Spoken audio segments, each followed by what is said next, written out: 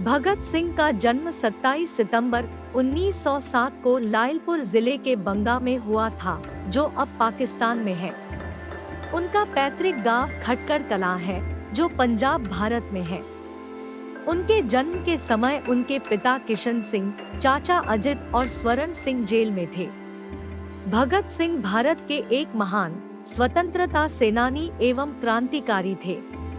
चंद्रशेखर आजाद व पार्टी के अन्य सदस्यों के साथ मिलकर इन्होंने भारत की स्वतंत्रता के लिए अभूतपूर्व साहस के साथ शक्तिशाली ब्रिटिश सरकार का मुकाबला किया।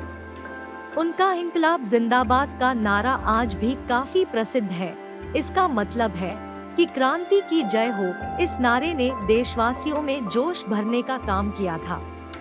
भगत सिंह जी की मृत्यु 23 वर्ष की आयु में हुई, जब उन्हें ब्रिटिश सरकार ने फांसी पर चढ़ा दिया।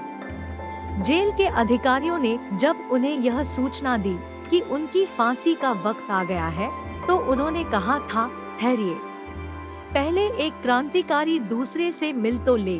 फिर 1 मिनट बाद किताब छत की ओर उछाल कर बोले, ठीक है, अब चलो। आइए सुनते हैं भगत सिंह के अनमोल विचार, जो आपको जीवन में सफल होने में मदद करेंगे। जन संघर्ष के लिए अहिंसा आवश्यक है।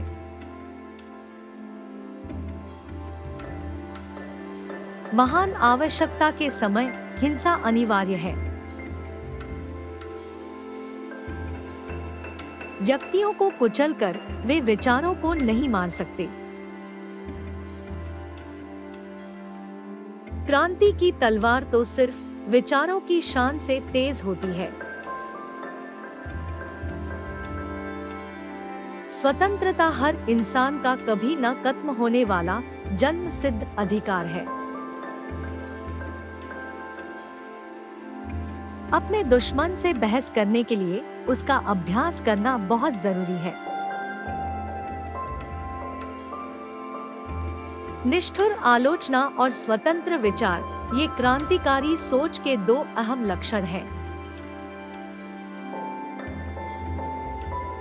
प्यार हमेशा आदमी के चरित्र को ऊपर उठाता है, यह कभी उसे कम नहीं करता है।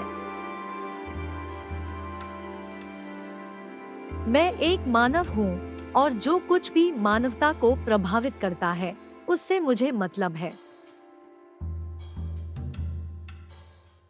जरूरी नहीं है कि क्रांति में अभिशप्त संघर्ष शामिल हो। यह बम और पिस्तौल का पंथ नहीं है। रात का हर एक कण मेरी गर्मी से गतिमान है। मैं एक ऐसा पागल हूँ जो जेल में भी आजाद है। कानून की पवित्रता तभी तक बनी रह सकती है जब तक कि वो लोगों की इच्छा की अभिव्यक्ति करे। क्या तुम्हें पता है कि दुनिया में सबसे बड़ा पाप गरीब होना है? गरीबी एक अभिशाप है, यह एक सजा है। मुझे खुद को बचाने की कभी कोई इच्छा नहीं रही और मैंने कभी भी इसके बारे में गंभीरता से नहीं सोचा। सर्वगत भाईचारा तभी हासिल हो सकता है जब समानताएं हों, सामाजिक, राजनैतिक एवं व्यक्तिगत समानताएं। वे मुझे मार सकते हैं, लेकिन वे मेरे विचारों को नहीं मार सकते। वे मेरे शरीर को कुचल सकते हैं, मेरी आत्मा को नहीं। अगर धर्म को अलग कर दिया जाए तो राजनीति पर हम सब इकट्ठे हो सकते हैं। धर्मों में हम चाहे अलग अलग ही रहें।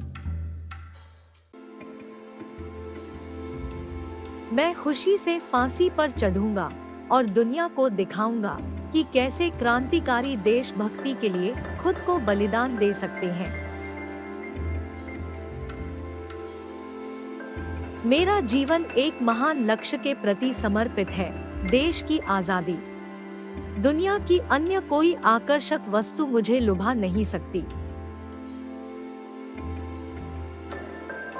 बुराई इसलिए नहीं बढ़ रही है कि बुरे लोग बढ़ गए हैं। बल्कि बुराई इसलिए बढ़ रही है क्योंकि बुराई सहन करने वाले लोग बढ़ गए हैं। किसी भी इंसान को मारना आसान है, परंतु उसके विचारों को नहीं। महान साम्राज्य टूट जाते हैं, तबाह हो जाते हैं, जबकि उनके विचार बच जाते हैं। क्रांति मानव जाति का एक अपरिहार्य अधिकार है। स्वतंत्रता सभी का एक कभी न खत्म होने वाला जन्मसिद्ध अधिकार है। श्रम समाज का वास्तविक निर्वाहक है। अगर हमें सरकार बनाने का मौका मिलेगा तो किसी के पास प्राइवेट प्रॉपर्टी नहीं होगी, सबको काम मिलेगा। और धर्म व्यक्तिगत विश्वास की चीज होगी, सामूहिक नहीं। मैं इस बात पर जोर देता हूँ कि मैं महत्वाकांक्षा, आशा और जीवन के प्रति आकर्षण से भरा हुआ हूँ, लेकिन मैं जरूरत पड़ने पर ये सब त्याग सकता हूँ और यही सच्चा बलिदान है। कोई भी व्यक्ति जो जीवन में आगे बढ़ने के लिए तैयार खड़ा हो, उसे हर एक रूढ़िवादी चीज की आलोचना करनी होगी, उसमें अविश्वास करना होगा और चुनौती भी देना होगा। आम तौर पर लोग जैसी चीजें हैं उसके आदी हो जाते हैं और बदलाव के विचार से ही कांपने लगते हैं। हमें इसी निष्क्रियता की भावना को क्रांतिकारी भावना से बदलने की जरूरत है। क्रांति लाना किसी भी इंसान की ताकत के बाहर की बात है।